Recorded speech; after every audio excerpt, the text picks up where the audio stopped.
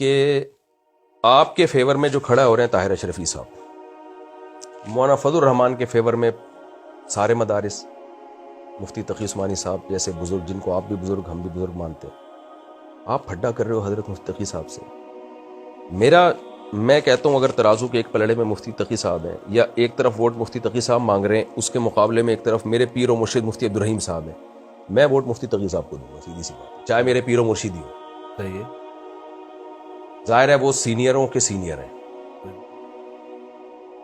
تو یہ بات میرے جیسے جو شادیاں کرتا رہتا ہے، جس کو بے وقوف سمجھا جاتا ہے، اس کی سمجھ میں آ رہی ہے کہ جہاں، اور ایسی پوسٹیں بھی آ رہی ہیں، یہ عبدالرحیم، یہ تقی عثمانی، مفتی عبدالرحیم صاحب کے ساتھ طاہر اشرفی صاحب، مولانا فضل الرحمان کے ساتھ مفتی تقی صاحب، قاری حریف جالندری صاحب، ووٹ کس کو دو گے؟ بالکل تو یہ کیا ہے؟ آپ کیوں مفتی تقی، یہ دلائل آپ کے ایک طرف، جی،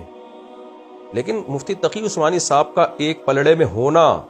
یہ خود ایک بہت مضبوط دلیل ہے۔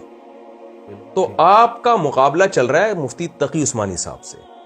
مولانا فضل الرحمان سپورٹ کر رہے ہیں مفتی تقی عثمانی صاحب کو، تو ایک لفظ بھی مفتی تقی عثمانی صاحب نے آپ کے فیور میں اب تک نہیں بولا ہے، جامعۃ الرشید کے فیور میں، کہ اس جنگ میں جامعۃ الرشید برحق ہے۔ اس کا کیا جواب ہے آپ کے پاس؟